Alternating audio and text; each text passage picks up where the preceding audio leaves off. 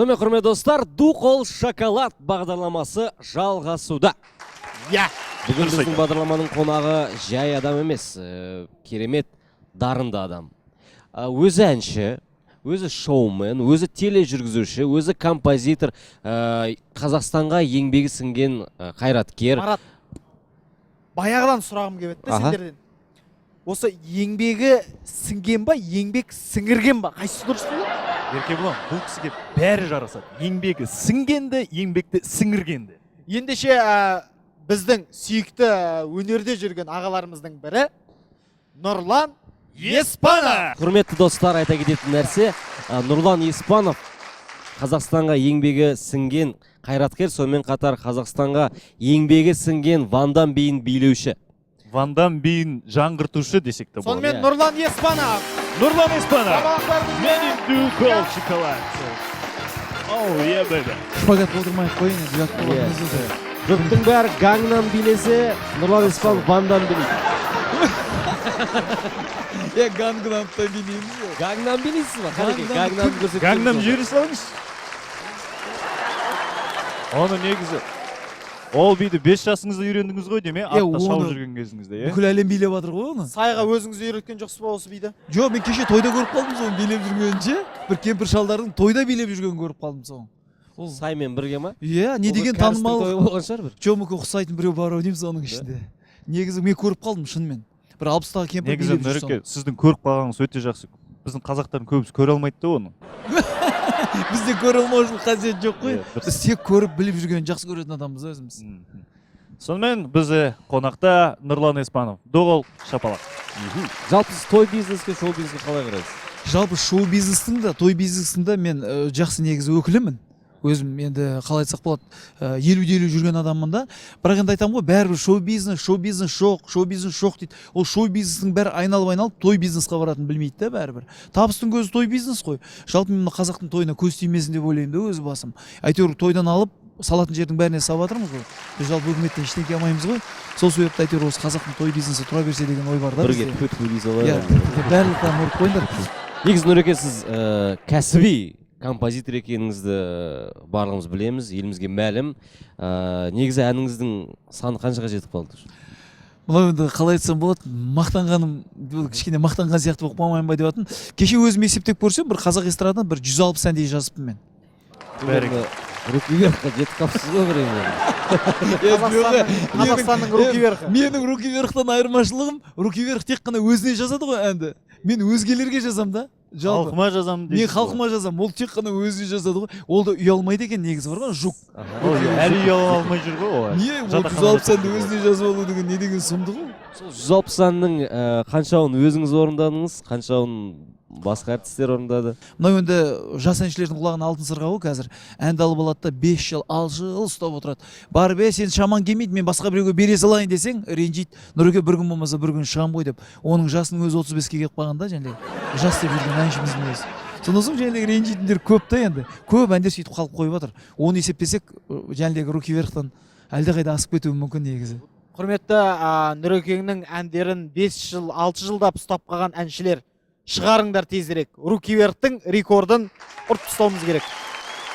Сіз негізі таңертең душқа барып қайтып келем дегенше 12 ән жазып тастайды дейді ғой. Жоқ, қойыңдар.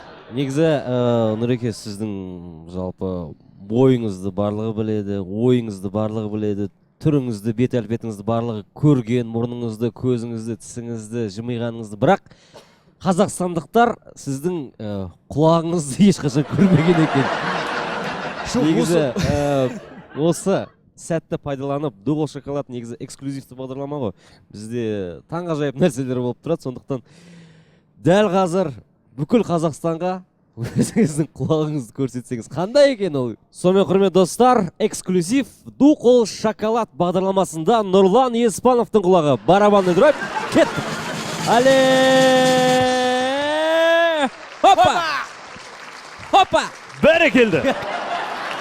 кішкене басыңыз қозғалып бүйтіп. Керемет, керемет. Неге үстіп жүрмейсің Нұреке? Иә, мінекей. Әп-әдемі қыз екенсіз ғой бүйтесіз.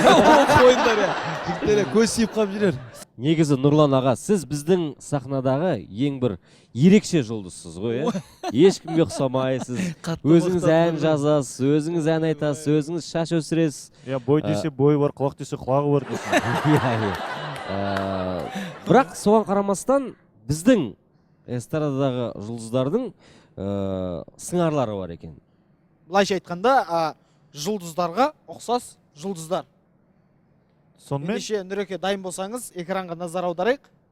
алғашқы біздің жұлдызымыз ол әрине Санжар Мадиев және Марк Дакаскас. менің ойымша Санжар Мадиев және Санжар Мадиев сияқты. Мардагасында шашын түйіп қою керек еді да негізі. Әрмен қарай жалғастырамыз. Мінекей. Біздің әйгілі театр майталманы Бекжан Иә, Тұрыс Бекжан және дүниеге, әлемге танымал кинорежиссер Такеши Китано. Ұқсай ма? Ұқсайды, Ұқсайды екен, өте иә? ұқсайды. Жалғастырамыз ендеше. Ой, бұл кісілер енді қатты ұқсайды. Ол адамдарға ұқсайды ғой негізі. Өте ұқсайды, өте ұқсайды. Енді дұрыс қой енді. Қазақ эстрадасының арыстаны ғой бұл кісі де. Мынау енді тамаша екен енді, мынау тамаша. Ринат Гайсин ғой. Ойбай-ау. Ринат Гайсин ұқсайды негізі. Мынау айналайындар біздің ел ағасы Мешпай Жаманқұлов ағамыз ғой. Қасындағысы кім екен? Білмейсіз бе? Джек Николсон дейтін Иә, актер. Джек Николсон. Бұл да біреудің ағасы. Иә, ол да ел ағасы. Жоқ, біз енді өзіміздің ел ағамызға сәл жақындауымыз да негізі. Бірақ Джек Николсонды білем ғой мен. Тойға көп тұрады дейсің. Ой. Мына Арман Дүйсенов қой. Досыңыз ба? Менің досым ғой, айналайындар. Акулаға ұқсатып қойғансыңдар ғой. Біздің шоу-бизнесіміздің акуласы Арман Дүйсенов. Ары қарай. Айжан Амаханбетова. Оң жағын найзағай орған. Найзағай. Ойбай, бізде найзағай бар ма еді ондай? Ағартатын. Қазақта не көп, найзағай көп қой бізде. Мына Ван Дамның ағасы емес па, Ермаханды айтасыз ба? Жоқ, Ермахан ағамыз танимыз ғой енді. Мынау Ол Queen тобының Фред Меркури. Иә. Фред Меркури. Бұл енді Аша Матай ғой. Әдемі тауыпсыңдар ғой суретін, Ары қарай. Біздің жәнлігі Рерих қой. Ойбай, Маргунов. Сіздің Рерих. Біз бір бағдарламаны жүргізгеннен кейін жәнлігі танып отырмын да мен. Негізі Нұреке, мынау соңғы аяқтаушы сүйретіміз сіз үшін сюрприз. Құрметті көрермендер, дайындалыңыздар. Экранға назар аударыңыздар. Соңғы сүйрет. Таным екенсіз бұл адамды. Иә, мына кісі кім екен?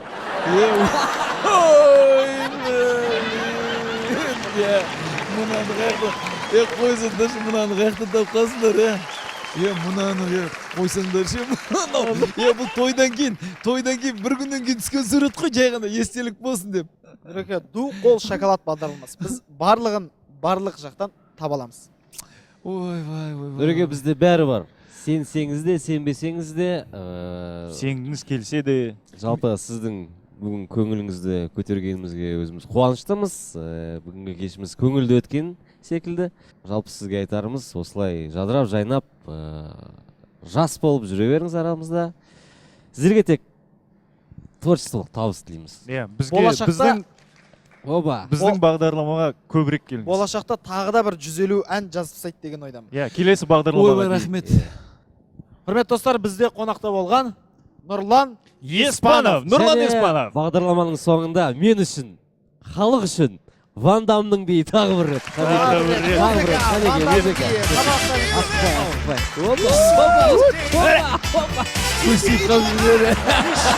Бәрекелді, Нұрлан Еспанов Ду Қол Шоколад бағдарламасында.